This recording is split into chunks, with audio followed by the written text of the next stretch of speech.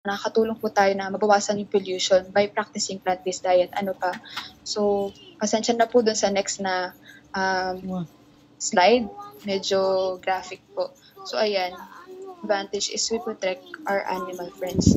Bakit po? Kasi di ba po nung una ay inassign po tayo ng Panginoon bilang stewards ng kanyang creation. So, kung malalaman niyo po ngayon, ang mga animals po ay meron na rin mga rights gaya po nung binibigay po ng PETA. So, sadly, naging selective yung pag-protect natin sa mga animals.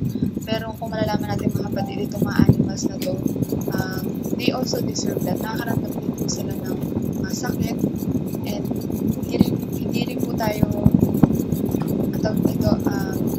ang pag-consume po ng mga animals po, kaya po nakalagay sa Spirit of Prophecy sa writings po ni Ellen G. White, sabi niya, in the last days daw po ay hindi rin po magiging safe ang pag-consume na ng mga meat na animal dahil nga po ay magiging infected daw po ng kung ano-ano mga sakit. So, ayan po yung mga advantages, yan po yung summary. So, pwede pa natin matanong, paano po ba nakaka-apekto yung diet natin sa ating spiritualidad at ating relasyon sa Panginoon? Pwede po natin maging tanong is, does our diet have anything to do with our salvation? Ang sagot po dyan is yes and no, or perhaps no and yes. Bakit? No, kasi alam po natin na ang salvation po natin ay isa pong response sa binigay po na gift ng ating Panginoon at ang ating grace.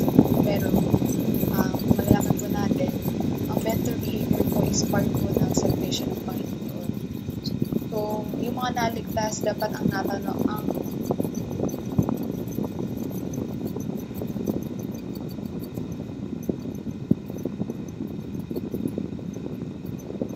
not in order to be saved, but because they have been saved, and they are motivated by love to do God's express will for their lives. And according po sa Bible, whether we eat or drink, we do it all for the glory of God. So, kung paano po natin mag-glorify ang Panginoon kung mali po yung mga nilalagay po natin sa ating mga hapagkain.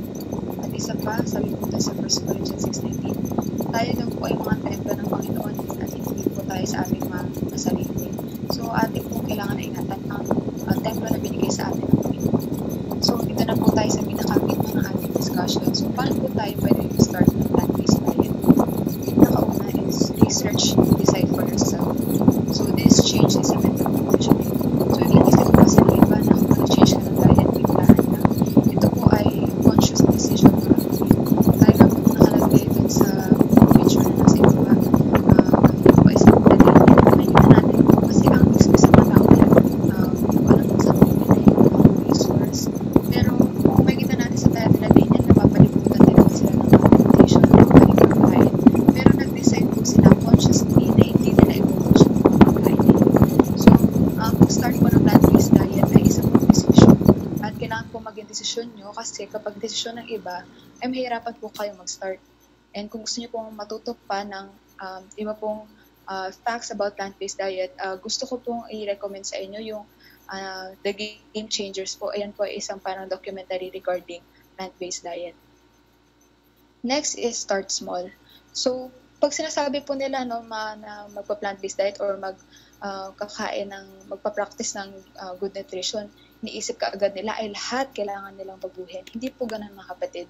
Pwede po kayo mag-start ng maliit lang. Kunwari po, kung hindi po kayo palakain ng prutas at gulay, pwede nyo pong gawin na yung favorite nyo po na fruit or vegetable, pwede nyo pong i-add isang serving sa isang araw. Kapag na-maintain nyo po ng isang linggo, pwede nyo pong dagdagan ng 2 servings sa susunod po na buwan. And otherwise naman po, kung alam nyo po na meron kayong bad habit, kunwari kayo po ay mahilig uminom ng kape at nakakalimang kape kayo sa isang araw, pwede nyo pong i-decide sa sarili nyo na babawasan ko ng 1 cup for this week, the next week, hanggang sa makarating po kayo doon sa goal ninyo. Next is buy and surround yourself with healthy options. So, ginawa din po nila ito sa studies. Ang sabi po nila mga kapatid na kapag bumili daw po kayo ng mga groceries, kailangan bumili kayo ng mga healthy options or fruits and vegetables. Bakit? Dahil pag nasa bahay daw po, kung ano daw po yung unang nyong makita na pagkain pagbukas nyo ng rep, yun po yung most likely na i-consume nyo. Ngayon, kapag kayo bumili ng prutas at gulay at nilagay nyo sa ref nyo, at least kahit matempo kayo na kumain ng unhealthy food, wala po kayong magagawa dahil kung ano yung nakita nyo dun sa harap nyo, yun na po yung i-consume nyo. Next is be creative and make food appetizing as much as possible. So, gaya nga po na sinabi ko kanina, no, hindi ibig sabihin na kapag nag-plant-based diet ka, kailangan ang pagkain mo boring na, walang lasa. According po sa isang study, no, kaya po importante na ang tipong piniprepare ng maayos ng pagkain, dinidesign, hindi po yung kaartehan mga kapatid. Kasi usually nakaprogram talaga tayo na kapag maganda ang pagkakapresent ng pagkain or pagkakaluto, kaya ginagarnish siya, dinidesignan, kasi mas appetizing siya, mas masarap siyang kainin. Yun po ang reason. Next is, don't be disappointed. So, may mga times po na on the way sa process na hindi naman po tayo laging motivated. May times na mag-fall back tayo, matitempt. Pero ang sabi is, don't be disappointed. Start again and study the points where you fall back. So, i-identify nyo po saan po ba ang naging problema? Sa availability po ba ng resources, sa pera, sa lack ng support, or sa lack of motivation? Pag na-identify nyo na po mga kapatid, magplano po kayo ulit. I-identify nyo po kung paano nyo po i-combat o susolusyonan yung mga nakita nyong problema. Second to the last, have a food buddy. So yung food buddy po ninyo ay pwede pong kamag-anak nyo or kaibigan po or kakilala na nagpa-practice po ng healthy diet or plant-based diet. Bakit po importante? Dahil para meron po kayong motivator or magiging kasama sa inyo pong journey at meron pong pwedeng mag-advise sa inyo kung ano po ba yung mga bagay na pwede nyong gawin. And last, research and learn more. So bakit po importante ito? Kasi mga kapatid, the more na inaaral nyo yung inyo pong practice, the more nakakita kayo ng mga evidences kung bakit nyo po ba ginagawa yung ginagawa ninyo. So in summary, how to start a plant-based diet? Una, you have to decide for yourself. Research, dahil po ang desisyon na to ay isang mental conditioning. Pangalawa, hindi nyo po kailangang biglain ang sarili nyo. Start small. Pangatlo, buy and surround yourself with healthy options as much as possible. Don't buy na pag pupunta kayo sa groceries po, i-train nyo po ang sarili nyo mga kapatid na don't buy unhealthy foods. Pang-apat, be creative and make food appetizing. 5, don't be disappointed on the process. Meron pong times na kayo po ay madi-disappoint, pero kayo po ay bumangon ulit at mag-start ulit. Pang-anim is have a food body. And pang-pito, ang pagkatuto po mga kapatid ay lifetime. So tayo po ay patuloy na mag-research at matuto.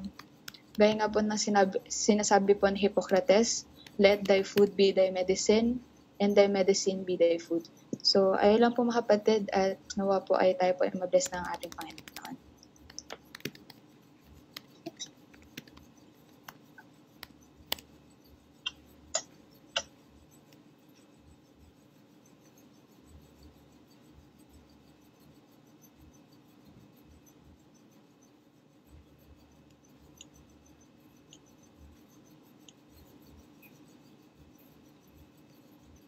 Mga kapatid, naka-live na po tayo. Mga kapatid, naka-live na po tayo.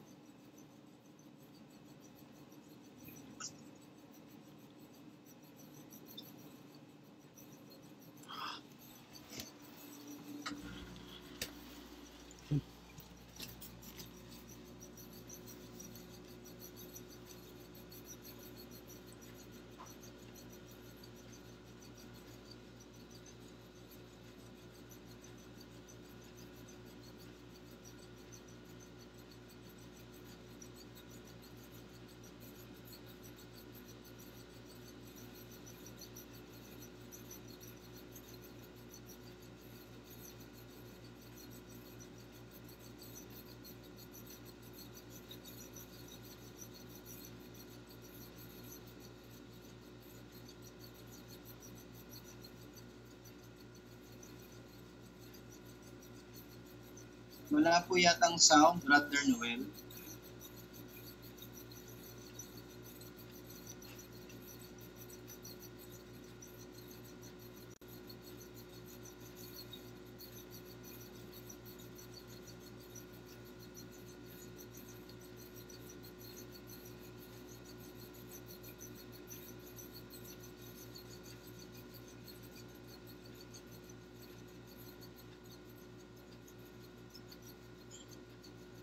Magandang gabi po sa inyo lahat mga kaibigan, sa ating pong mga patuloy na sumusubaybay sa gabi-gabi pakikinig ng ating mabuting pabalita mula sa ating Panginoon sa title ng COVID serye. Puri po ang Panginoon sapagkat alam po natin na hindi aksidente ang mga nangyayaring ito, kundi ang Panginoon ay nananawagan sa ating puso. Ang Panginoon ay nananabik na po na tayo ay kanyang makasama na sa langit na bayan.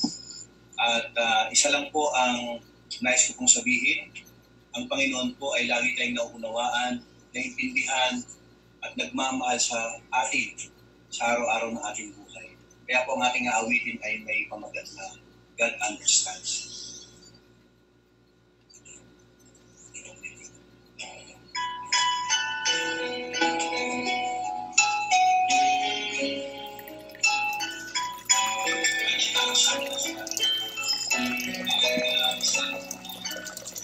I come this far to realize I needed God into my life. I was so blind, I didn't see. He was just there right next to me. God understands your tears.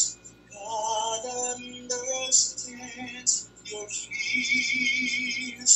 God understands your needs. If you only come to Him, He is more powerful than anything in this world. Only God can heal your pain. God understands.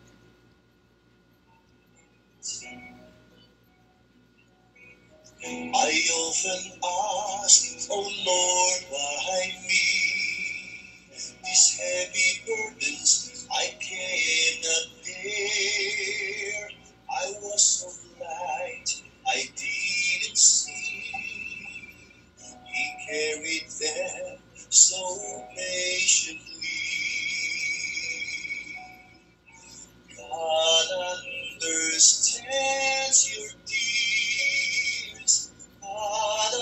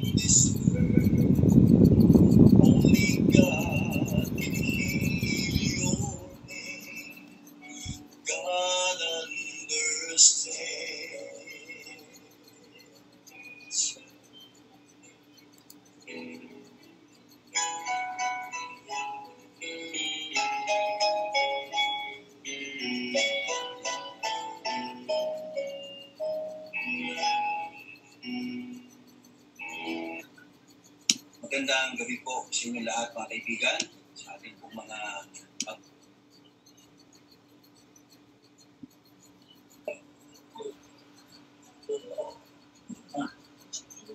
Isa po mapagpalang gabi po sa lahat. Thank you po sa awit ni Brother Robert. At ganun din po ang nagbigay po sa atin ang ating pong health lecture. Nagpapasalamat po ko, do meron pong challenge na mahina po yung ating signal, pero sa tulong ng Panginoon ay magiging maayos po ito.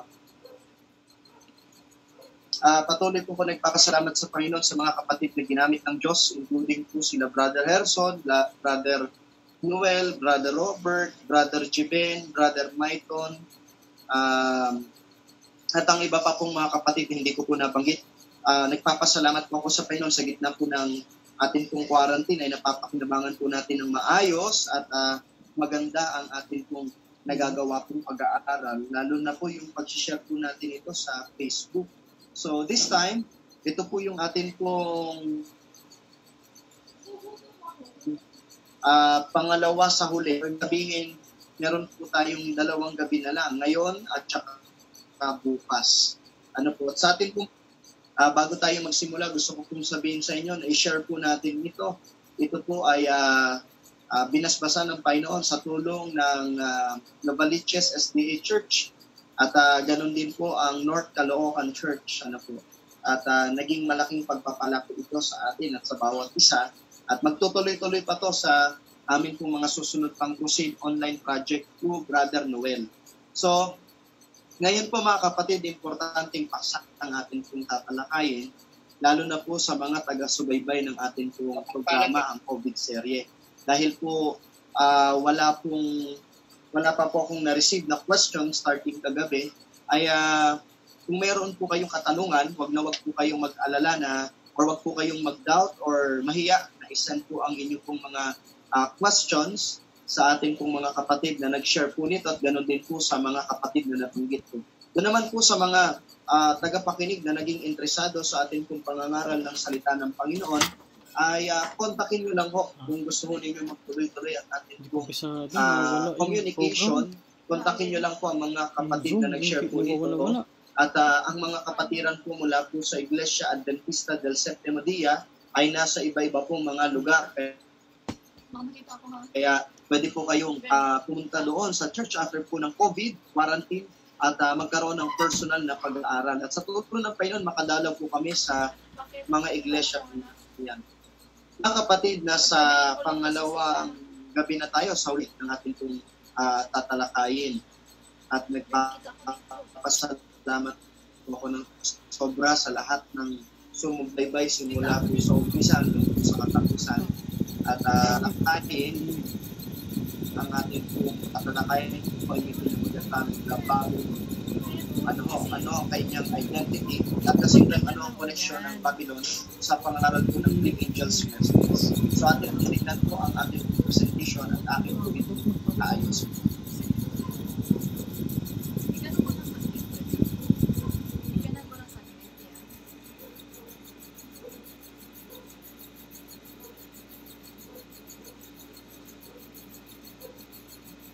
Wala.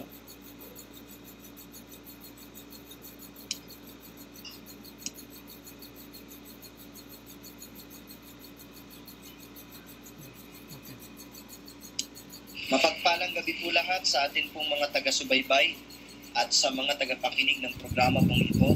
Ang COVID serye ay muli pong magbabalik at malapit na po tayong magtapos sa atin pong pamamahayag ng salita ng Diyos kaugnay po sa COVID serye.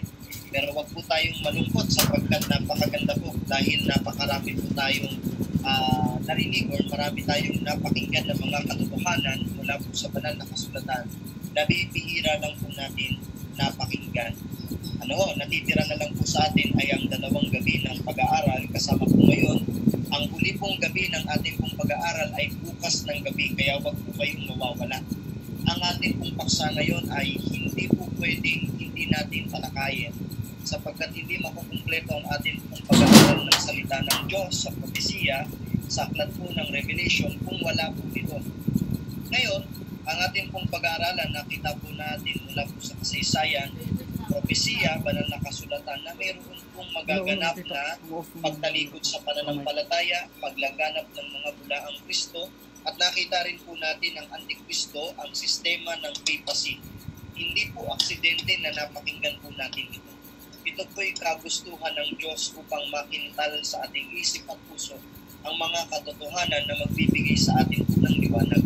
At sa gabi pong ito, napaka-importanting po sa ating pong tatalakayin. Ito po ay may pinamagatang The Three Angels Messages, na kung saan ito po ay kaugnay sa pag-identify po natin ng Babylon. Nakita po natin mula po sa ating pong pinag-aralan yung gagawin po na pakikipaglaban ni Satanas doon po sa binhi ng babae na wala pong iba kundi ang Seventh-day Adventist Church. Nakita natin na magkakaroon po ng pagsasanib ang state at ang religion o ang politika at ang relihiyon, ang United States of America at ang Roman Catholic Church. Ito po yung nakita natin sa aklat po ng Revelation chapter 13 na yung dragon ay tumambay sa buhangin ng dagat at hinabangan niya yung paglabas ng sea beast representing the religious power of the Roman Catholic Church. And yung lamb-like beast, no? Yung lamb-like beast na umahon mula po sa lupa na sinisimboluhan po ng political power na wala pong iba kundi yung United States of America. Ito pong tatlong ito sa ating pong pinag-aralan, ang tawag po dito, and time yung ito ay ang modern Babylon. Yan po yung nakasulat sa aklat po ng Revelation chapter 13. Kaya kung titignan ninyo yung structure ng pagkakasulat ng Revelation chapter 12, 13, and 14, yung pong Revelation 13, mga kapatid, ay yung pong gagawin pong pandadaya ni Satanas gamit po yung dalawang makapangyarihang entities dito po sa ating pong mundo, yung pong relihiyon at yung politika. Pero ang Panginoon, mga kapatid at mga taga-subaybay, ay hindi po napapagod na bigyan tayo ng isang napakagandang pag-asa. Sapagkat doon sa Revelation 14, after ipakita po yung atake ni Satan na gagawin po sa Revelation chapter 13, ay meron po pangangaral po yung tinatawag nating response ng ating Panginoon kung paano po sasagutin at tutugunan ang atake po ni Satan. At ito po yung pangangaral ng Three Angels Message. Ito po yung nakasulat sa sumunod na chapter, Revelation chapter 14. Basahin natin ang nakasulat. Sabi dito, at nakita ko ang isa pang anghel na lumilipad sa gitna ng himpapawid na may walang hanggang ebanghelyo na ipinapahayag ng mga naninirahan sa lupa sa bawat bansa, lipi, wika at bayan. So meron daw po pangangaral ng tatlong anghel. Ito yung response ng Panginoon upang matulungan ang mga tao sa pagdedesisyon upang magkaroon ng sapat na daan kung paano at saan sila pupunta sa gitna ng may atake. Ito pong tinatawag po nating end time union na Babylonian. Alam po ninyo yung anghel na ginamit po sa aklat po ng Revelation sa chapter 14 ay mula po sa Griegong salitang angelos. Sa pag-aaral po sa Theological Dictionary, ang salitang angelos ay mula po sa Griegong salitang nangangahulugang nangangaral o mangangaral, messenger. Ibig sabihin pala, yung pong tatlong sinugong anghel, mga kapatid at mga taga-subaybay, kung ating titignan, ito po ay tumutukoy hindi sa literal na anghel, kundi sa mga messengers ng ating pong Panginoon. At ito pong mga messengers na ito ay yung mga mananampalataya at naniniwala sa ating Diyos na tagapagligtas. Ngayon, lilinawin natin itong katangian ng mga mananampalatayang ito para hindi tayo mailigaw at least meron tayong gagawin na identities o pagkakakilanlan dito sa tinatawag nating mga mananampalataya. At sa mga mananampalataya po ito, wala po tayong ibang gagamitin basis kundi po ang salita po ng ating Panginoon. Kagaya po na atin pong ginawa sa ating pong mga nakalipas na pag-aaral. Ngunit ito po'y sobrang bilis na pag-aaral sapagkat yung iba po nating ibang mga katibayan o mga pruweba na nakita natin ay naka-incorporate na po dito. So kung napanood po ninyo yung ating mga ibang topic ko na pinag-aralan, ito po'y kaugnay lamang po. Kaya yung mga detalye na babanggitin po, hindi na po kailangan expound. It's because I've already expounded po sa ating mga nakalipas na pinag-aralan. No? Sabi po sa talata ng banal na kasulatan, sa Revelation chapter 14 verse 7, since ang tinutukoy dito ay hindi po literal na anghel, kundi mga messengers. No? Meron silang daladalang mabuting balita or yung balita na makakatulong, makakagbago sa mga tao. At itong mensaheng ito ay kalaban sa mensahe na ginawa ni Satan sa Revelation 13. Kaya ito'y nakasulat sa Revelation 14, mga kapatid at mga kaibigan. Sabi dito, sinabi niya sa malakas na tinig, matakot kayo sa Diyos at magbigay luwalhati sa Kanya, sapagkat dumating na ang oras ng Kanyang paghukom, at sambahin ninyo ang gumawa ng langit, ng lupa, ng dagat, at ng mga bukal ng tubig. Unahin po natin yung salitang ginamit po na matakot kayo sa Diyos. So isa po sa daladala ng mga mensahirong ito ay yung salitang matakot kayo sa Diyos. Sa Bible, pag sinabi nating matakot kayo sa Diyos, hindi po ito kagaya ng pagkatakot sa multo. Kundi ito'y may tinatawag pong banal na pagkatakot in a sense na mayroong pang response na gagawin po sa ating Diyos at para makita nating malinaw kung ano yung response. Sabi po dito sa Ecclesiastes chapter 12 verse 13, ito ang wakas ng bagay, lahat ay narinig, matakot ka sa Diyos at sundin mo ang kanyang mga utos sapagkat ito ang buong patungkulan ng tao. Ano daw pong sabi ng Biblia? Yun kung matakot ka sa Diyos, since ito ay response, no, dun sa panawagan ng ating Panginoon, yung pagiging or pagkakaroon ng takot po sa Diyos ay related dun po sa pagsunod sa utos ng ating Panginoon. Ibig sabihin yung mga mensahero ng Diyos sa huling panahon, mga kapatid at mga taga-subaybay, ay may daladalang kautusan ng Diyos. Ano? Sila yung mga mensahero na merong paniniwala sa 10 utos.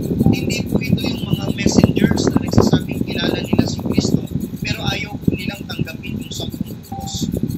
Pangalawang binabanggit po ng anghel, sabi dito, sinabi niya ng malakas na tinig, matakot kayo sa Diyos at magbigay luwalhati sa Kanya. So magbigay luwalhati, paano natin maluluwalhati ang Diyos? So according po sa 1 Corinthians chapter 10 verse 31, kung kayo man ay kumakain, umiinom, anuman ang inyong ginagawa, gawin ninyo ang lahat sa ikululuwalhati ng Diyos. Yung pong tinutukoy dito na magbigay luwalhati sa Panginoon ay konektado po sa kung ano po ang atin pong ginagawa. Specifically doon po sa kumakain o sa umiinom. O nakita po natin, ang mensahero ng Diyos na tunay, ay mga tao na ayaw kumain ng hindi pinahintulutan ng Diyos na kainin. Ito po yung mga karumal-dumal na hayop. Hindi po ito pinahintulutan ng Diyos na kainin. Kaya sa Bible, hindi po ito tinatawag na pagkain, kundi ito po ay may specific po silang trabaho at yun po sila yung scavengers. Hindi po sila pinahintulutan ng Diyos para kainin. Ibig sabihin, yung 3 angels messages, kasama po sa mensahe ng 3 sinupong anghel, ay yung pong pagkakaroon ng pagluluwalhati sa Diyos in a sense na hindi mo kinakain ang hindi pinahintulutan ng Diyos na kainin. At the same time, kasama din po yung pag-inom, yung pong mensahero ng Diyos, mga kapatid at mga taga-subaybay, which is symbolically yung 3 angels, no, ay meron silang mensahe na meron pong health benefit. Ibig sabihin, nagtuturo po sila na ang tao kapag uminom ng alak o kumain ng maraming karne, even yung pinagbawal ng Diyos at yung hindi pinagbawal ng Diyos ay makakasama po sa atin kung mga katawan. Yun ang mensahe po ng 3 sinugong anghel, isa po sa mensahe. Kaya yung matakot kayo sa Diyos, magbigay luwalhati sa Kanya, no? Makikita natin na mayroong kaugnayan po talaga sa atin pong pinag-aralan ng mga nakalipas. Mamaya titignan natin kung sino para makasure tayo sa ating sinasabi pong mga ngaral pong ito. Sumunod po, sinabi ko ng banal na kasulatan sa Revelation 14 verse 7. Yung kanina, matakot kayo sa Diyos, magbigay luwalhati sa Kanya, sapagkat dumating ng oras ng kanyang paghuhukom. Sabi nung sambahin ninyo ang gumawa ng langit at ng lupa. O ano daw po yung mensahe po ng isa sa tatlong sinugong anghel? Matakot kayo sa Diyos, connected sa 10 puntos, yung kanyang mensahe. Yung pangalawa naman ay yung magbigay luwalhati sa kanya, kahit yung pagkain, pag-inom ay dapat nagbibigay kaluwalhatian sa kanya, which is pag-set aside sa mga nakalalasing na inumin. At the same time, yung nakakasama sa kalusugan natin na kapag tayo ay kumain ng karumal-dumal, pwede tayong ma-high blood, pwede tayong magkasakit. So this time, sabi dito, sambahin ninyo ang gumawa ng langit at ng lupa at ng bukal ng lupa ng dagat at ng mga bukal ng tubig. Ano po ang connection niyan sa atin pong or sa mensahe po na atin pong pinag-aaralan? Tignan huli nyo yung Sabat. Malinaw alalahanin mo ang araw ng Sabat upang ingatan itong banal. 6 na araw kang gagawa at iyong gagawin ang lahat ng iyong gawain. Ngunit ang ikapitong araw ay Sabat sa Panginoon mong Diyos. Sapagkat sa loob ng 6 na araw ay ginawa ng Panginoon ang langit at ang lupa, ang dagat at ang lahat ng naroon. At nagpahinga sa ikapitong araw, kaya't binasbasan ng Panginoon ang araw ng Sabat at ginawa itong banal. Sa talatang binasa natin, isa po sa mensahe ng tatlong sinugong anghel ay sambahin daw ang Diyos na lumikha ng langit at ng lupa. Papaano mo makikilala ang Diyos na siya ang tunay na lumikha ng langit at ng lupa? Simple lang po, sa pamamagitan po ng kanya pong ginawa. Makikilala mo siya, ina-acknowledge mo siya na siya yung lumikha sa pamamagitan po ng pangingilin po ng araw ng Sabat. Napag-aralan po natin yan ng mga nakalipas na yung araw ng Sabat ay paraan ng Diyos upang ipakilala na siya ay tunay na manlilikha. Baliwala ang isang tinatawag na Diyos kung hindi po niya kayang maglikha. Meron nga po dyan sa Quiapo meron nga po dyan sa Quiapo, binibili yung Diyos. May 1,500, may 2,000, may 2,500, may 3,000. Diba? Yung mga Diyos-Diyosan. Pero bakit hindi mo siya kayang sambahin o hindi mo dapat siya sambahin? Simply because hindi niya kayang maglikha. Sa kabaligtaran, siya pa mismo yung nilikha. Walang kwenta ang nilikhang ito kung hindi niya kayang maglikha. Sa ating pinag-uusapan, yung araw po ng Sabat, mga kapatid, mga kaibigan, mga taga-subaybay, ay paraan ng Diyos upang i-acknowledge na siya yung naglikha ng lahat ng bagay. Kaya nga ang sabi doon, tuwing araw ng Sabat, i-remind tayo, binabalik tayo sa aklat ng Genesis na siya ang naglikha ng langit at ng lupa, ang dagat at bukal ng tubig. Kaya doon sa aklat ng Revelation 14, yung pong daladala ng isang sinugong anghel ay may kaugnay sa mensahe, sa pagsamba, sa tunay na Diyos, sa pamamagitan ng pagkakakilanlan na siya ay tunay na manlilikha. And paano natin i-acknowledge na siya ay manlilikha? Simple lang po, ipangilin mo natin yung araw po ng Sabat. Ibig sabihin, yung mga pangangaral ay may daladalang mensahe na kaugnay sa araw po ng Sabat. Ayan, malinaw na, So meron tayong pagpaplansya ng atin pong pagtatalakay sa mga nakalipas na pinag-aralan. Yung pong tatlong sinugong anghel, mga taga-subaybay at mga kapatid, ay merong katangian doon na yung kanilang mensahe o pangangaral, may 10 utos na kasama, may pagbabawal sa mga hindi pinahintulot ng Diyos na kainin, at konektado sa Sabat. Ngayon, yung pangalawa naman na lumilipad, sinabi po sa banal na kasulatan, Revelation 14 verse 8, at isa pang anghel, ang pangalawa ay sumunod na nagsasabi, bumagsak ang dakilang Babylonia na siyang nagpainom sa lahat ng bansa ng alak ng puot at ng kanyang pakikiapid. Sabi doon, yun daw pong mensahe ng ikalawang anghel ay may kinalaman sa pagbagsak ng Babylonia. Nakita natin yung historical Babylon.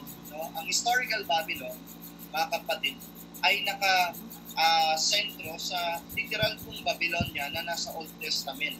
Which is ito nga pong Babyloniang ito, mga kapatid at mga taga-subaybay, ay talagang nakilala po sa kanila pong pagiging magandang pamamalakad o pagiging mabagsik sa kanila pong pamumuhay.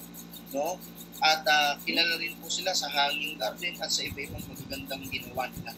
Yun nga lang, ito pong Babyloniang ito, mga kapatid at mga taga-subaybay, ay wala na.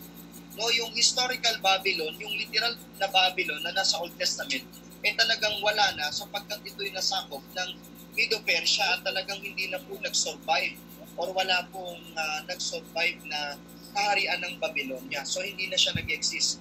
Ang tinutukoy ng anghel na mensahe na bumagsak na yung Babylonia ay yung pong spiritual Babylon na atin pong pinag-usapan nung nakaraan. Ang sabi po sa aklat ng Revelation chapter 18 verse 2, at siya'y sumigaw ng may malakas na tinig na nagsasabi, bumagsak ang dakilang Babylonia, ito'y naging pilahan ng mga demonyo. Ang bawat espiritu, para magdumal at tubig ng bawat para magdumal sa saklan ng mga ito. Spiritual Babylon. Yung literal Babylon, hindi na siya nag-exist. Pero meron siyang counterpart sa New Testament, sa Book of Revelation, na ang counterpart niya is yung modern Babylon. Yung modern Babylon, based sa ating pinag-aralan, ito nga po yung pagsasanib po ng tatlo. Yung si Satan, representing dragon, politics, the land beast, and the religion is the sea beast, which is the resurrected head. No? So ito'y tumutukoy sa tatlong pinagsama-samang ito. Ang tawag po dito ay ang Babylonia. Ngayon, tignan muna po natin kung ano pong mangyayari sa kasaysayan o sa hinaharap sa Babylon na to.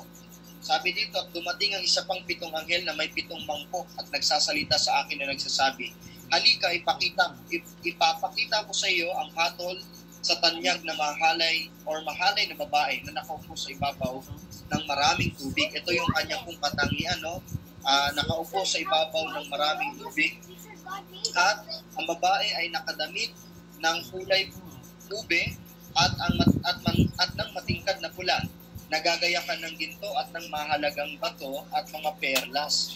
At hawak sa kanyang kamay ang isang kubong ginto na puno ng mga karumal-dumal at mga bagay na marurumi ng kanyang pakikiapit. At sa kanyang noo ay nakasulat ang isang pangalan, ang isang hiwaga, dakilang Babylonia, ina ng mga mahalay na babae at ng mga karumal-dumal sa lupa. Ano pa yung kanyang katangian? Sabi po dun sa Revelation 17 verse 6, ngunit sinabi sa akin ng anghel, sabi po doon, at nakita ko ang babae na lasing sa dugo ng mga banal at sa dugo ng mga martir ni Jesus. Na makita ko siya, ako ay lubhang ng gilalas. Sabi ng talata, ngunit sinabi sa akin ng anghel, bakit ka nang gigilalas? Sasabihin ko sa iyo ang hiwaga ng babae at ng sinasakyan niyang halimaw na may 7 ulo at 10 sungay. Ngayon, ayan po yung pangitain. Yung Babylonia, inilarawan po siya na isa pong babae na umiinom po ng alak. Siya po'y lasing at yung meron pong halimaw sa kanyang ilalim na kinauupuan at yung mismong halimaw ay lasing din na po sa alak na kanyang iniinom. Ngayon, natin ito ng pagkakahulugan. Unang-una po dyan, kabaligtaran po siya ng nakasulat po sa Revelation chapter 12 na atin pong pinag-aralan. Sa Revelation chapter 12, nakita natin ang isang simpleng babae. Siya po isang birhen, no? At nakadamit ng puti, simple.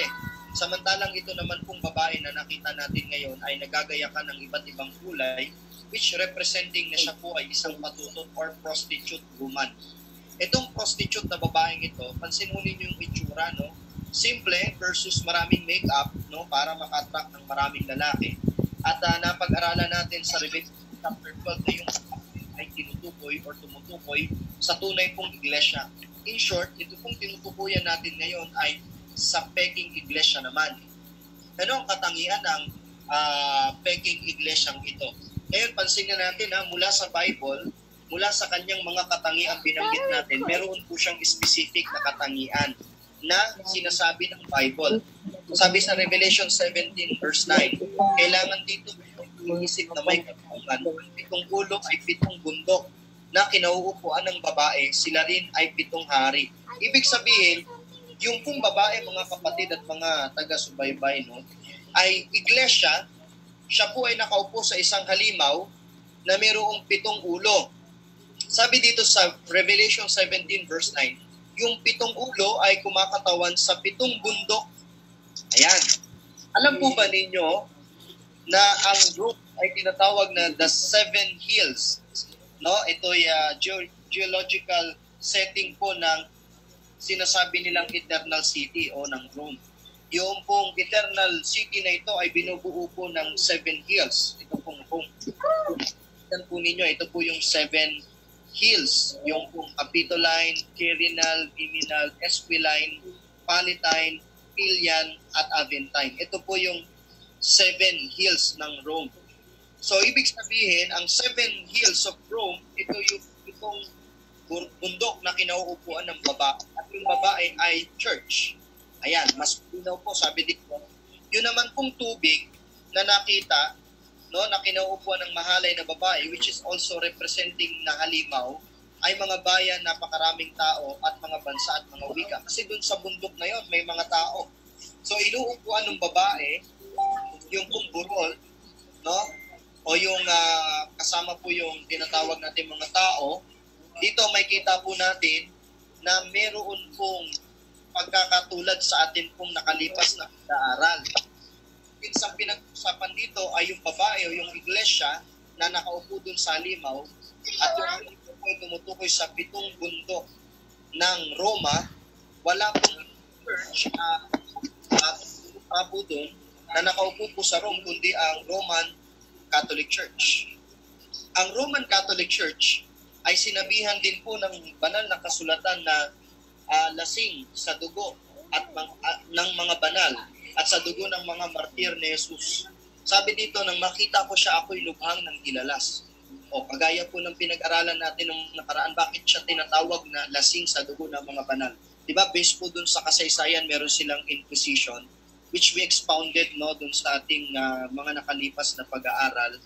Yung Inquisition na ito yung pagpatay sa mga banal starting 538 AD hanggang 1798 nung nahuli po si Pope Pius VI ni Alexander Bertier way back February 10, 1798 in accordance to the law na inimplement po ni Napoleon Bonaparte. No? Itong Inquisition na ito, napakarami pong mga taong tapat sa Diyos ang napapatay dahil po sa salang pag-aaral ng salita ng Diyos. I-research nyo na lang po yung dark, yung makikita at malalaman po sa naganap pong iyan. Ngayon, itong babae din daw pong ito, mga kapatid, no? Sabi dito, ang babae ay nakadamit ng kulay ube at ng matingkad na pula.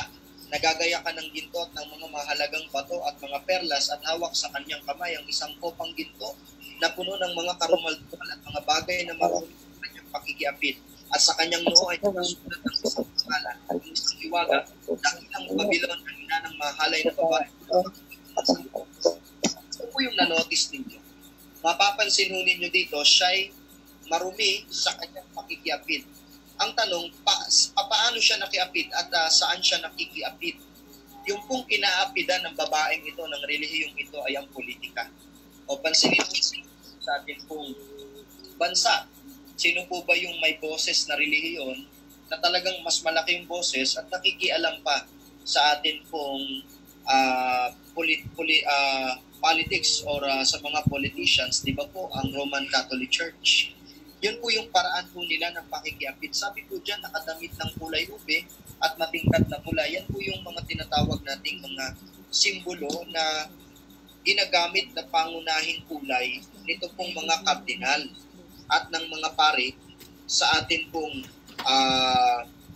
pinag-aaralan ngayon sa pagtutukoy na sila nga po ito.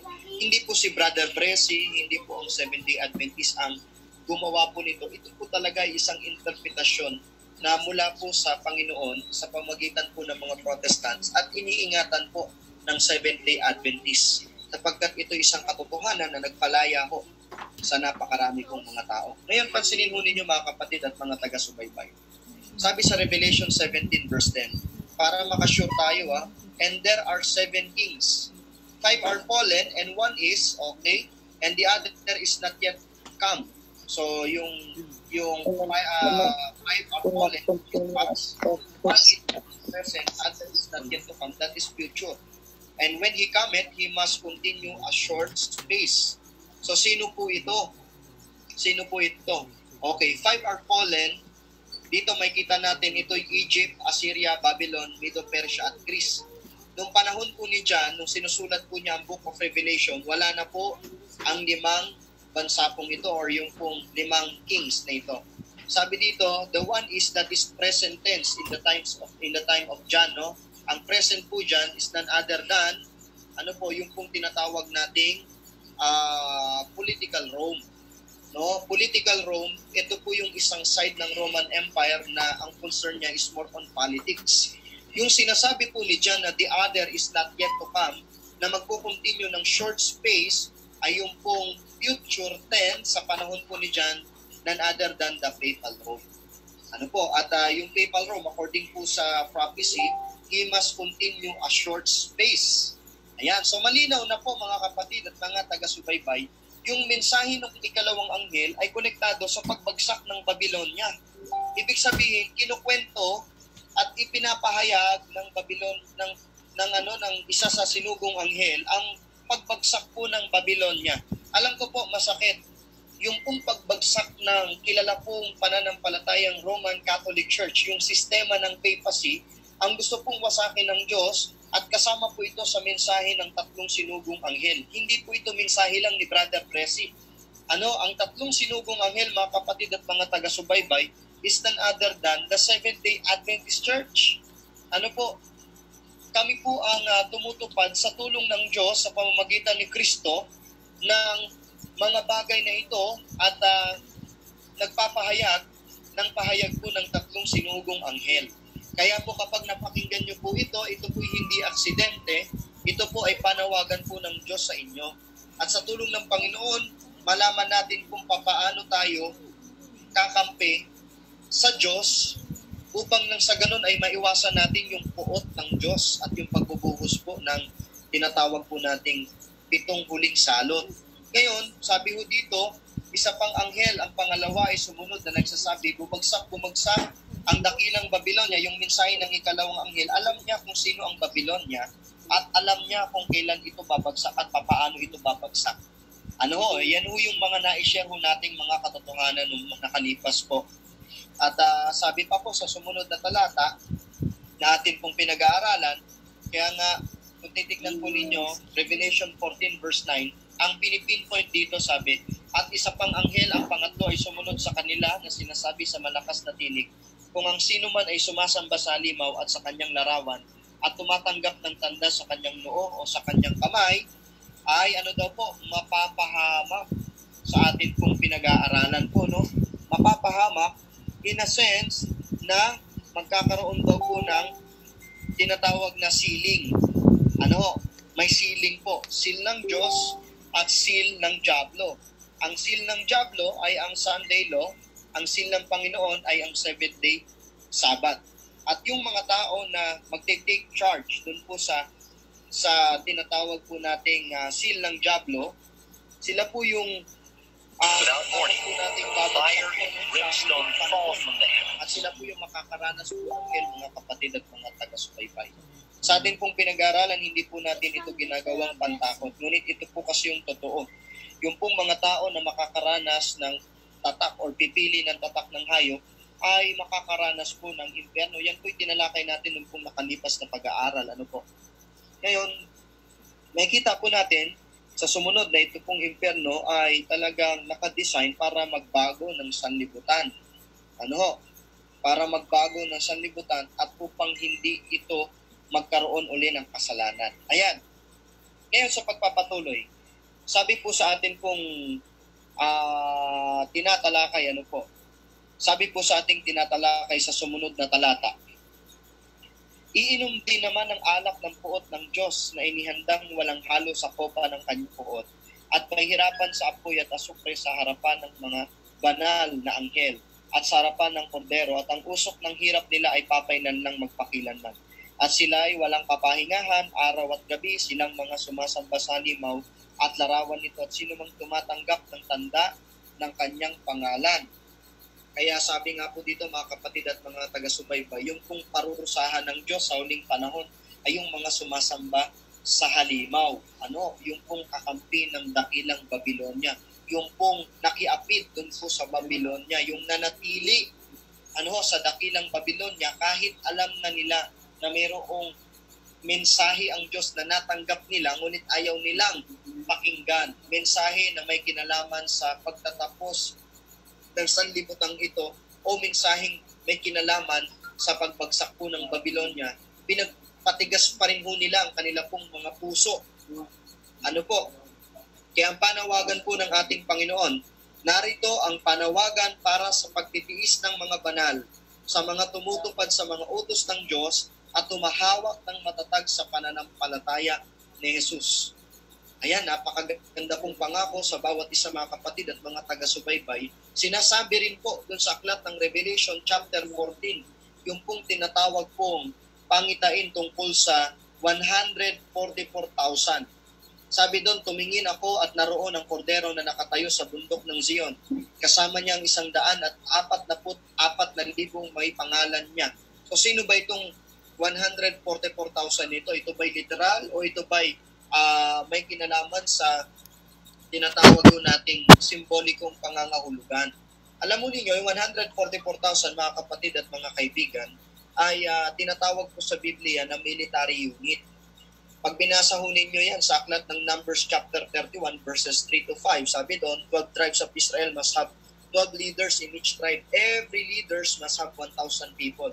In short, sa kanila, pag sila nakipagbaka, ito po yung kanilang kinakailangan. 12 tribes, may 12 leaders, tapos meron pong 12 na or tigwa 1,000 na tao or mga sasabak po sa digmaan. Yan po yung military unit. Therefore, yung pong tinatawag nating 12, no?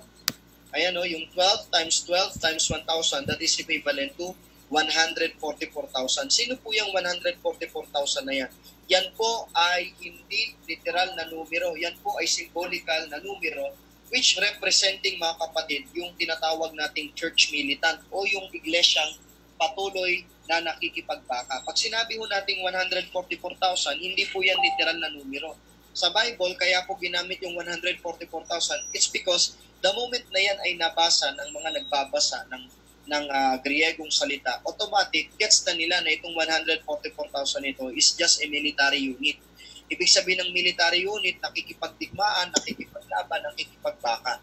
Pero itong 144,000 na ito na salita o titulo ng mga banal habang sila ay nakikipagbaka sa kasalanan, pag sila po mga kapatid at mga taga-subaybay ay nagwagi, no, sa kanila pong pakikipagbaka sa dakilang Babylonia, pakikipagbaka sa kanila pong kasalanan, ang tatawag na po sa kanila ay church triumphant. Ano po yan po yung sinasabi ng banal na kasulatan na lubhang karamihan or great multitude. Mga kapatid at mga taga-subaybay, isang napakaganda pong mensahe sa atin na tayo pong nakikipagbaka ngayon sa kasalanan, tayo po ay part ng 144,000. Hindi ito exact na bilang, kundi ito po ay simbolikong salita upang sabihin na tayo ay nakikipagbaka sa kasalanan. At pag tayo po ay nagtagumpay, tayo po ay magiging part ng great multitude o yung mga lubhang karamihan o yung tinatawag pong iglesyang nagtagumpay. So, ang pagkakaiba lang yung transition, mga kapatid, iisa lang po ang tinutukoy niyan. Yung pong mga tao na patuloy na nagtiwala sa ating Panginoon. Ngayon, meron daw pong isang story, no? According po kay Paul Lee, isang illustration na sobrang ganda ng meaning which is connected sa redemption.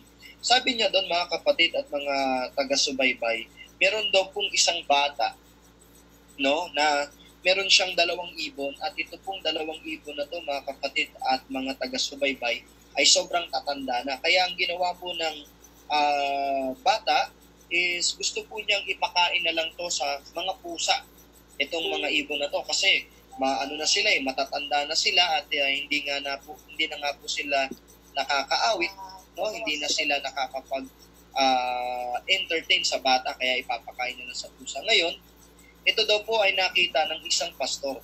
Sabi nung pastor, boy, bakit sa dadalhin yan? Sabi nung bata, ipapakain ko na po ito sa pusa. O teka lang, bibilin ko na lang. Sabi nung bata, sir, bibilin niyo po itong mga ibon na ito, wala na pong kakwenta-kwenta ito. Alam mo ninyo, sabi nung pastor, okay lang kung wala na yung kakwenta-kwenta. Sige, bibilin ko yan, magkano ba? So, sabi nung bata, mahal po kahit wala na tong kwenta pero mahal po ito. Bilhin nyo na lang po siguro ng mga 1,000. Sabi nung pastor, sige, bibilin ko sa inyo 1,000.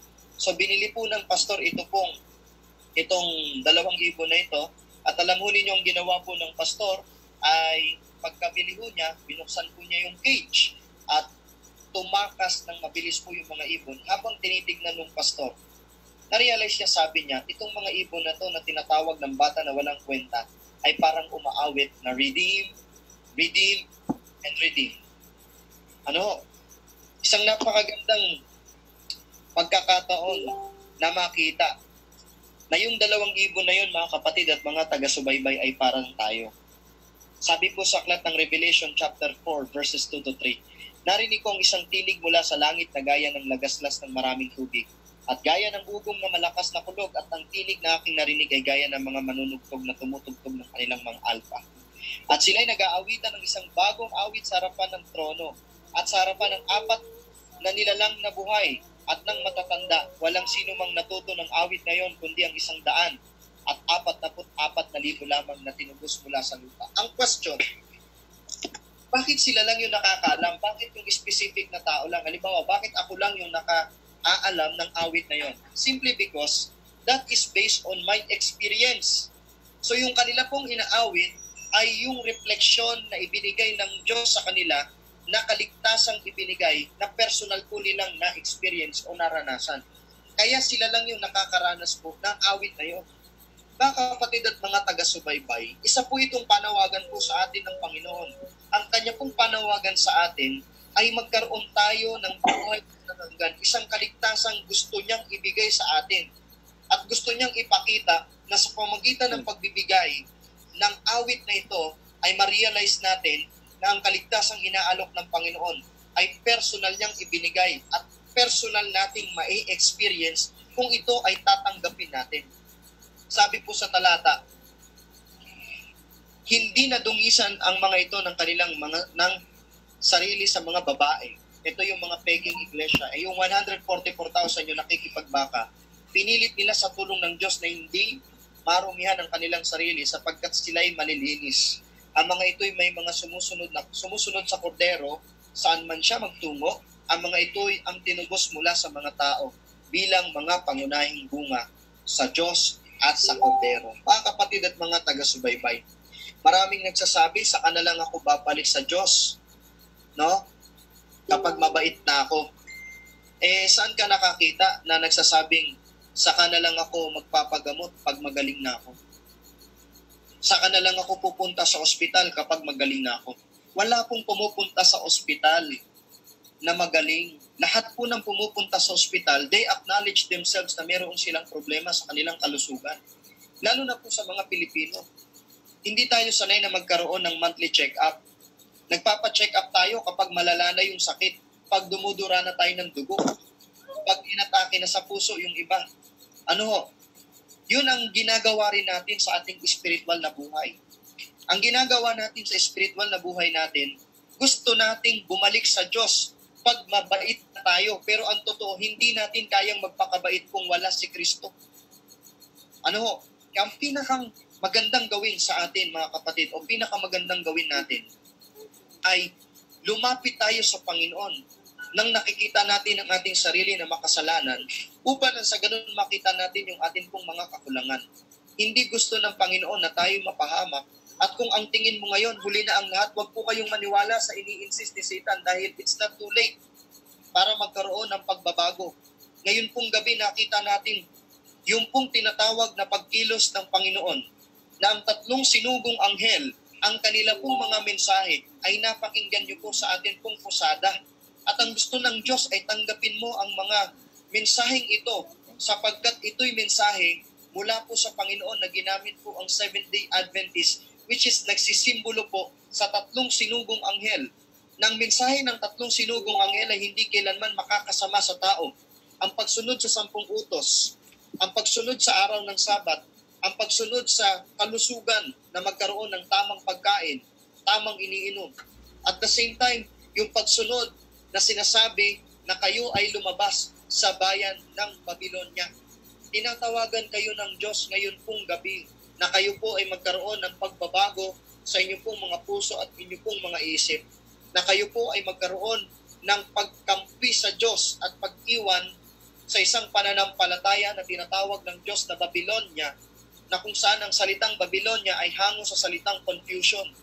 Ayaw ng Diyos na ikaw ay mamuhay ng confused, kundi gusto ng Diyos na magkaroon ka ng tama at sapat na pananampalataya sapagkat ayaw niyang makahawa ka sa mga bagay na makasasama sa iyo. Mga kapatid at mga taga-subaybay, bukas na bukas po ay wag na wag po kayong mawawala dahil po ang topic po natin ay napaka-importante. Papaano natin may papatala ang ating pangalan sa aklat ng buhay at papaano natin may dudugtong ang ating pong pagkatao sa ibinibigay ni Kristo na buhay na walang hanggan. Sana po ang bawat isa ay natuto sa ating pong paksang The Angel or the Three Angels Messages, Events of the Last Days. Pagpalain po tayo ng Panginoon. Again, I'm your brother Bessie Balansag. To God be the glory.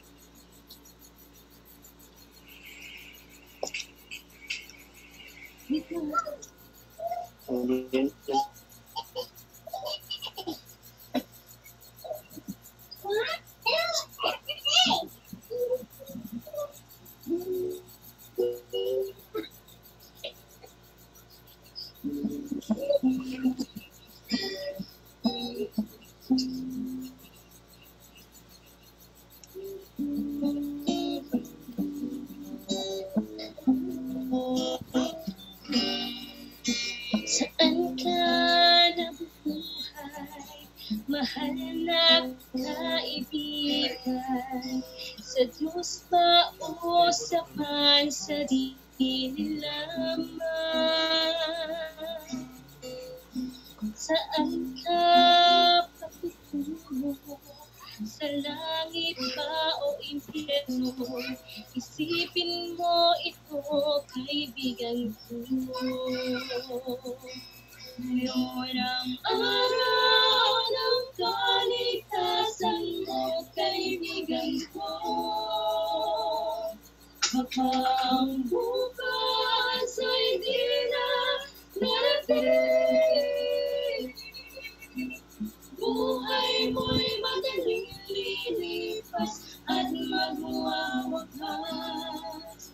Kaligtasan ay nasa Diyos namin. Ika'y naging tao, mahal na kaibigan. Mukhang maglingkod sa Diyos lamang. Hanapin ang daan tungo sa kaligtasan, na makamtan buhay na walang hanggan. Ngayon ang araw ng kaligtasan mo, kaibigan ko. Baka ang bukas ay di na darating. Buhay mo'y madaling lilipas at mawawakas. Kaligtasan ay nasa Diyos lamang. Magpasya ka ngayon habang may panahon. Alin lang ay gawin mo ngayon. Huwag nang magpaliban, huwag nang mag-alinlangan. Ito ng iyong puso ay buksan. Ngayon ang araw ng kaligtasan mo, kaibigan ko. Baka ang bukas ay di na darating. Buhay mo'y madaling lilipas at magwawakas. Kaligtasan ay nasa Diyos lamang. Ngayon ang araw ng kaligtasan mo, kaibigan ko. Baka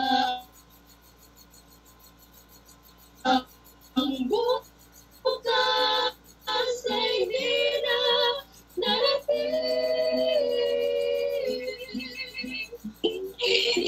Kaligtasan ay nasa Diyos lamang.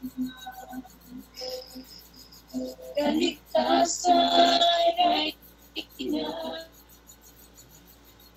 Diyos lamang.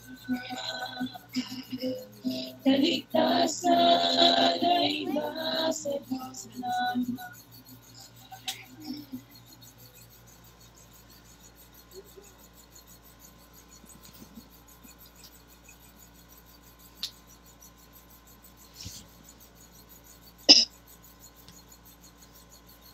Mga kapatid, bilang huling bahagi ng ating pong programa, tayo pong lahat ay mananalangin.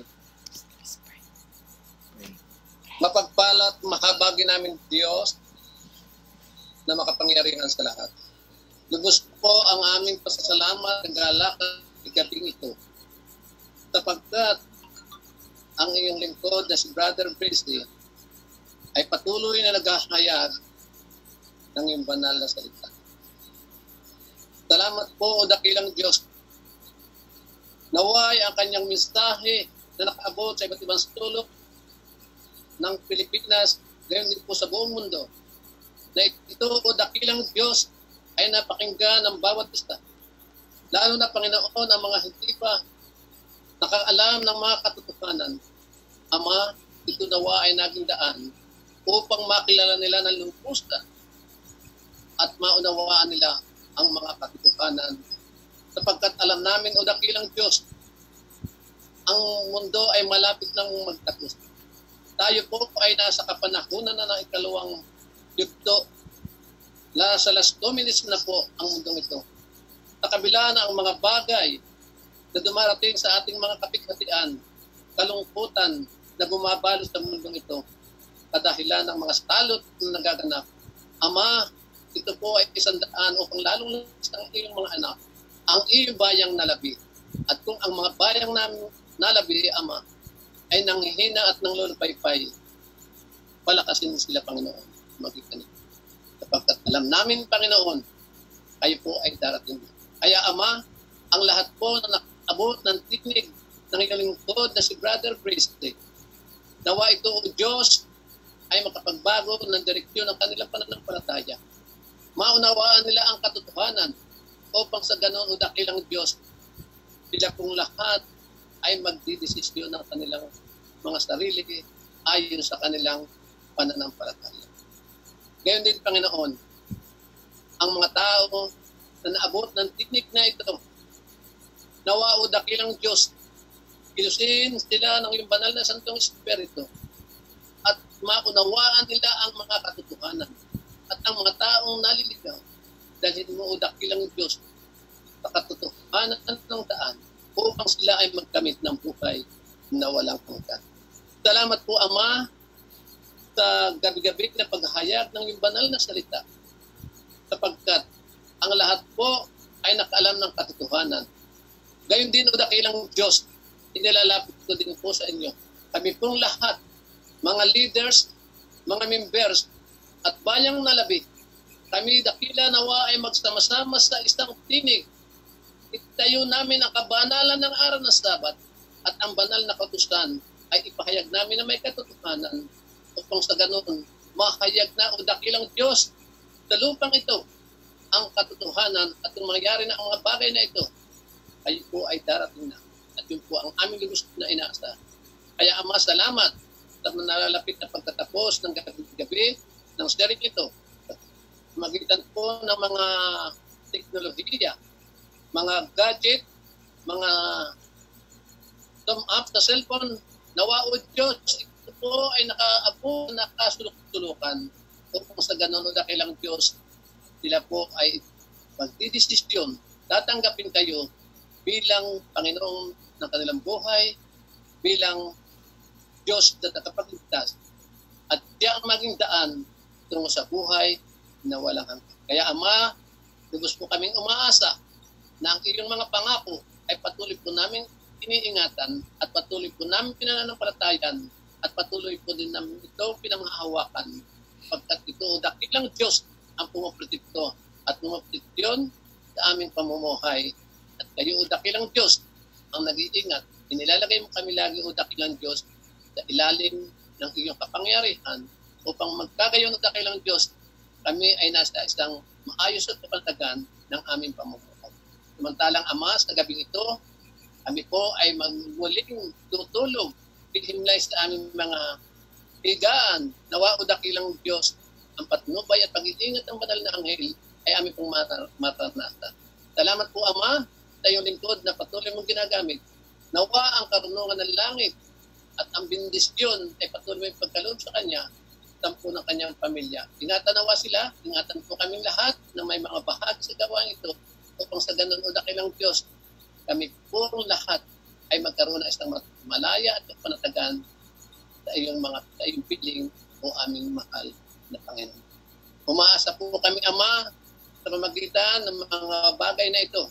Kami pong lahat ay sama-samang nananalig at nananampalataya sa inyo.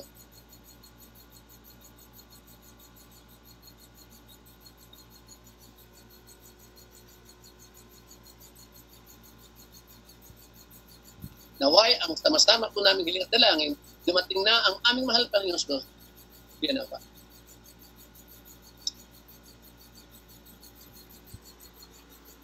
Good evening, mga kapatid. Ay, may episode pa ba? Ay, may episode pa.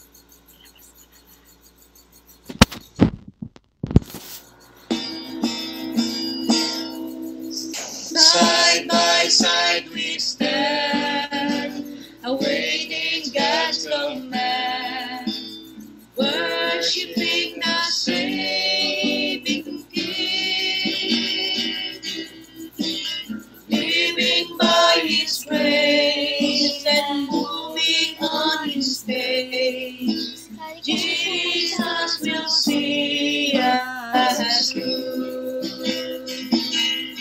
I'll meet you in heaven, we'll join hands together.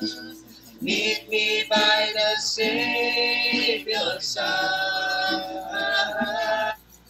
I'll meet you in heaven, we'll sing songs together. Brothers and sisters, I'll be there. Soldiers all are we to go where Jesus leads, to fight the foe and we shall overcome. Heaven is our goal, to save every soul. Pray that we all will be there. I'll meet you in heaven, we'll join hands together. Meet me by the Savior's side. I'll meet you in heaven, we'll sing songs together. Brothers and sisters, I'll be there. Pray that we all will be there.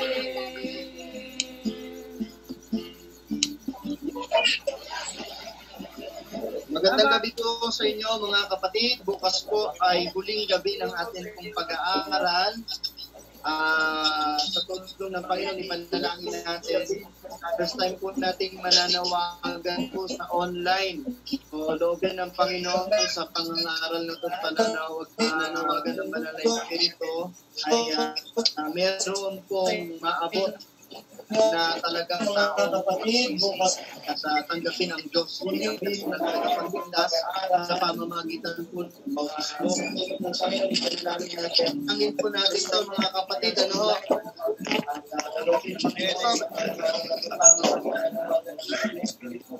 Ipanalangin po, meron pong maabot mga talagang taong ibig sa sisi at tanggapin ang Diyos sa kapagligtas sa pamamagitan po natin ito mga kapatid.